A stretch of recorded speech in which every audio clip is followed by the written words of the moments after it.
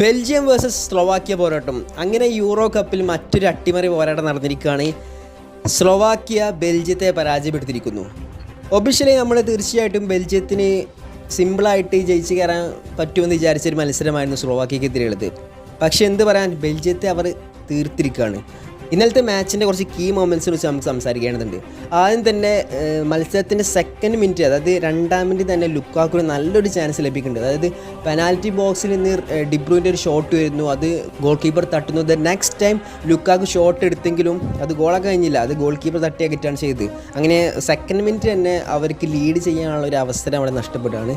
അത് കഴിഞ്ഞ ശേഷമാണ് സ്ലോവാക്യയുടെ ഗോൾ വരുന്നത്. അതായത് 7-ാം മിനിറ്റിൽ ബെൽജിയത്തിൻ്റെ ഡിഫൻസിലൊരു പാളിച്ച കാരണം പന്ത് നേരെ സ്ലോവാക്യൻ പ്ലെയറിലേക്ക് അത് ബാക്ക് ഹീൽ ചെയ്ത് കൊടുക്കുന്നു.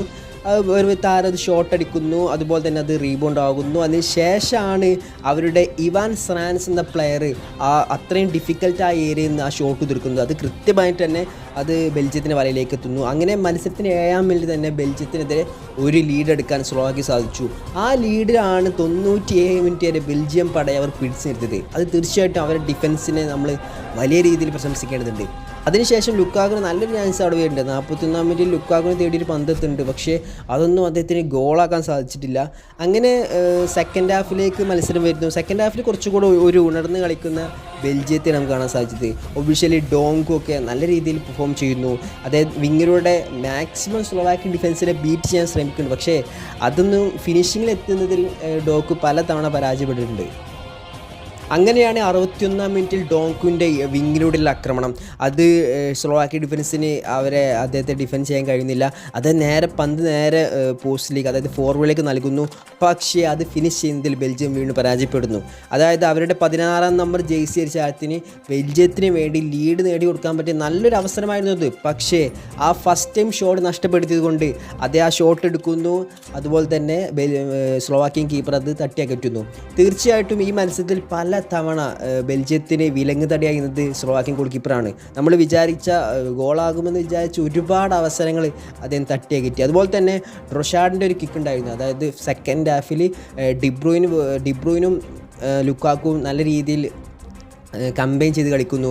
ആ പന്തിന് നേരെ ട്രൊഷാർഡിലേക്ക് നീട്ടി വെച്ച് കൊടുക്കുന്നു. ബോക്സിൻ്റെ വെളിയിൽ നിന്ന് ട്രൊഷാർഡിൻ്റെ ഒരു മിന്നൽ ഷോട്ട്, പക്ഷേ എന്താ പറയുക, സ്ലോവാക്യൻ ഗോൾ കീപ്പർ അതും തട്ടിയകറ്റുന്നു. അങ്ങനെ ബെൽജിയത്തിൻ്റെ എല്ലാ പ്രതീക്ഷകളും അവിടെ അസ്തമിക്കുകയാണ് ചെയ്തത്. അതുപോലെ തന്നെ അവിടെ എടുത്തു പറയേണ്ട മറ്റൊരു സംഭവമാണ് സ്ക്രീനിയറിൻ്റെ ആ ക്ലിയറൻസ്. അതായത് ബെൽജിയം ഗോൾ അടിക്കുന്നു, അത് ഗോളി മറികടന്ന് പോസ്റ്റിലേക്ക് എത്തുന്നു. പക്ഷെ അവിടെയാണ് സ്ക്രീനിയർ എന്ന അവരുടെ ഡിഫൻഡർ, അവരുടെ പ്രതിരോധ നിരക്കാരൻ, അവർ കൃത്യമായിട്ട് ആ ബോളിനെ ക്ലിയർ ചെയ്യുന്നത്.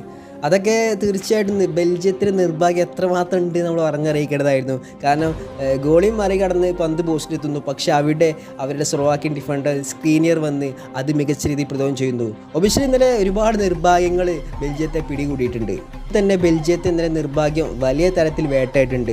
2 തവണ അവർ ഗോൾ സ്കോർ ചെയ്തെങ്കിലും അത് റഫറി വാറിൽ ചെക്ക് ചെയ്ത് റോൾ ഔട്ട് ചെയ്യുകയാണ് ചെയ്തത്. അങ്ങനെ ഒരുപാട് നിർഭാഗ്യവും അതുപോലെ തന്നെ കിട്ടിയ അവസരങ്ങൾ മുതലെടുക്കാൻ കഴിയാതെയായിരുന്നു ഇന്നലെ ബെൽജിയം പരാജയപ്പെടുത്തി.